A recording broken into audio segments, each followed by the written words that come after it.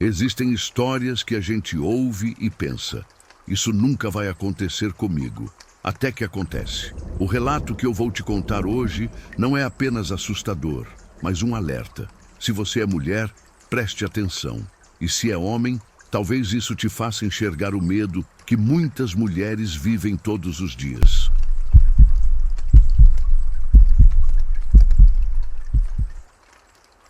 Camila nunca imaginou que sua vida tomaria um rumo tão sombrio. Tudo começou quando ela conheceu Roberto. Ele não era um desconhecido qualquer, era um cliente, diferente dos outros, educado, bem vestido.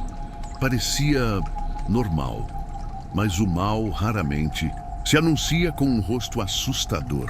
Às vezes, ele sorri para você.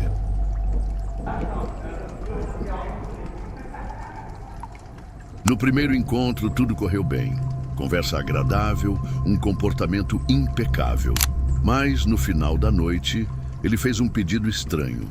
Olhou diretamente para os brincos dela e disse: "Esses brincos são lindos. Posso ficar com um deles, só para me lembrar de você?" Camila sentiu um desconforto imediato. Quem pede algo assim?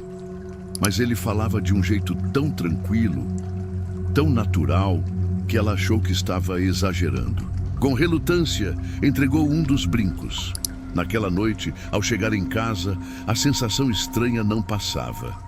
E aquele sorriso dele, algo nele, parecia errado. Roberto se tornou um cliente regular, sempre no mesmo dia, nunca se atrasava.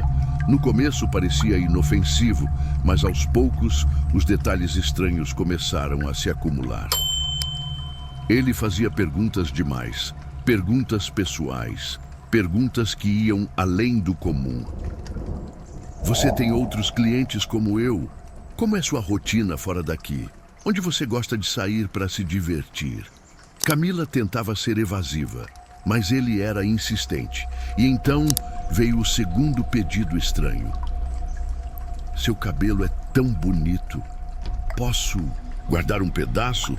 Só uma mecha pequena, nada que faça diferença." Dessa vez, o arrepio na espinha foi impossível de ignorar. Aquilo não era normal. Dias depois, Camila percebeu algo ainda mais assustador. Um carro parado na rua. O mesmo carro, várias vezes. Era Roberto. Coincidência? Instinto não. Mente. Ele estava seguindo ela, observando. Ela resolveu investigar. E o que encontrou fez seu sangue gelar. Várias mulheres comentavam nas fotos dele frases enigmáticas, mas especial como: Camila seguiu Roberto uma noite. Ele dirigiu até uma casa afastada, isolada, no meio do nada. Lá dentro, tudo parecia normal, até ela encontrar a porta do porão destrancada. O cheiro lá dentro era sufocante. E então, ela viu um altar. Mas não era religioso, era pessoal, doentio. Prateleiras cheias de lembranças, brincos, colares, tecidos, mechas de cabelo. E no centro, o brinco que ela tinha dado a ele. Mas o pior ainda estava por vir. Entre os objetos, uma foto. E nela, o colar de uma mulher desaparecida há meses. "Sei que tem alguém aqui. Pode sair. Eu só quero conversar." O pânico tomou conta. Camila sabia que, se ele a encontrasse ali, não sairia viva. Num impulso de desespero, ela correu. Escapou por segundos e foi direto para a polícia. O que eles encontraram na casa de Roberto foi pior do que qualquer um imaginava. O Roberto foi preso, mas o medo, esse não passou. Camila mudou de casa, de rotina. O trauma ficou. E agora, ela deixa um aviso. Escute sua intuição. Se algo parece errado, provavelmente está. Nunca ignore os sinais. Eu quase paguei o preço mais alto por isso. Não cometa o mesmo erro.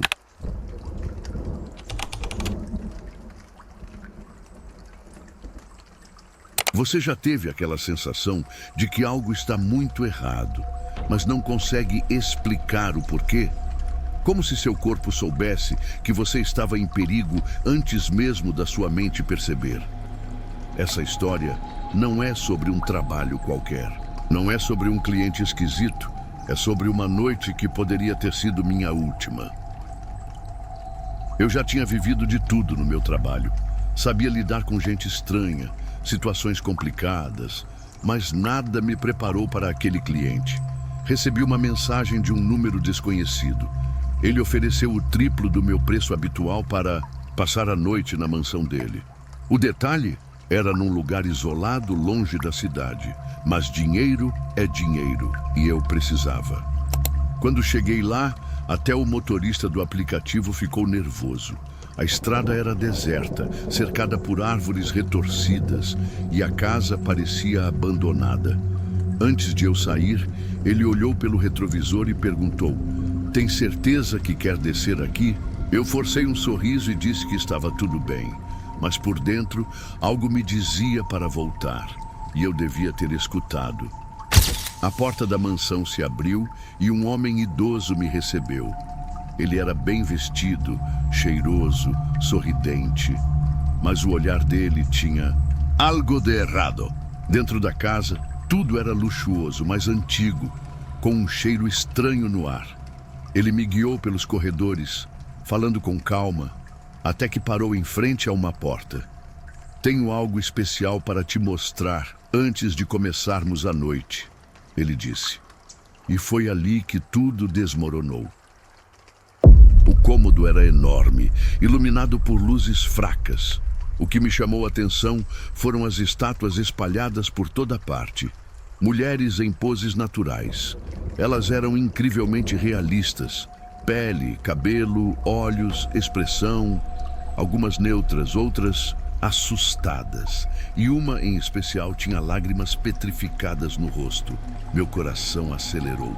Aquilo não era normal.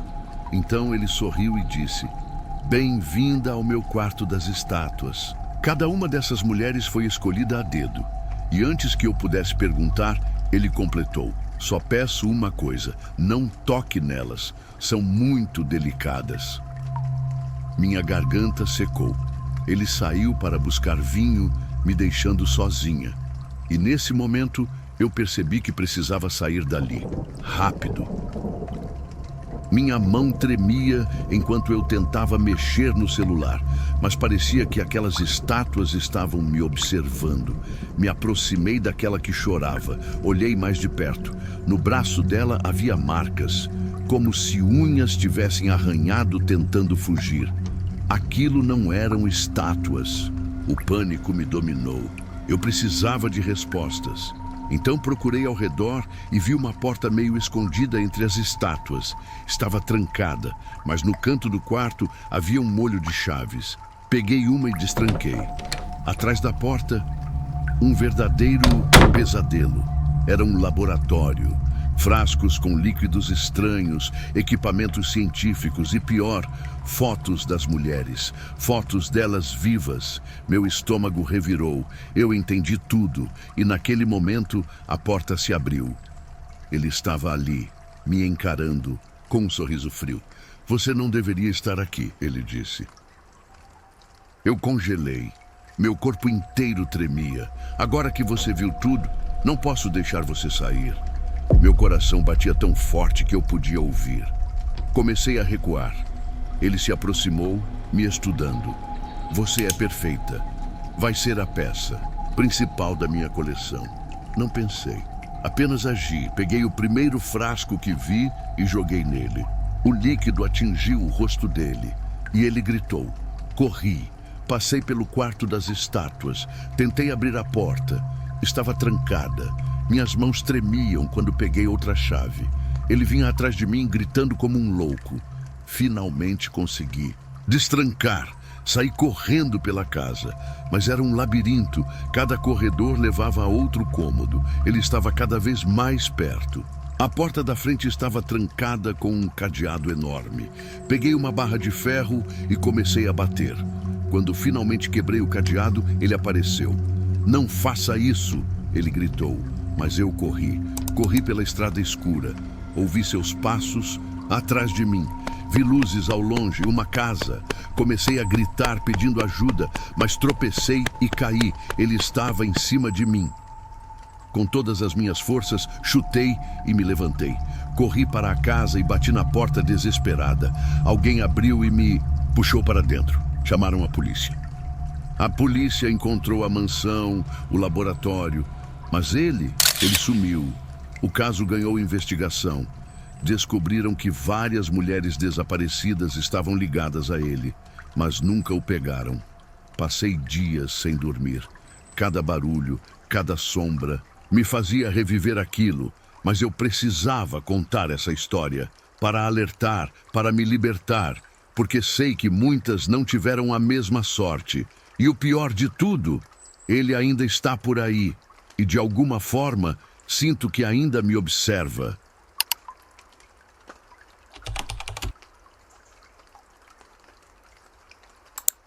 Nem sempre a vida segue o caminho que a gente imagina. Às vezes, uma simples escolha pode mudar tudo. Eu achava que sabia me proteger, que tinha controle sobre a minha rotina.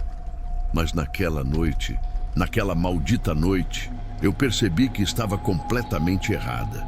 Minha rotina como acompanhante de luxo sempre foi regrada.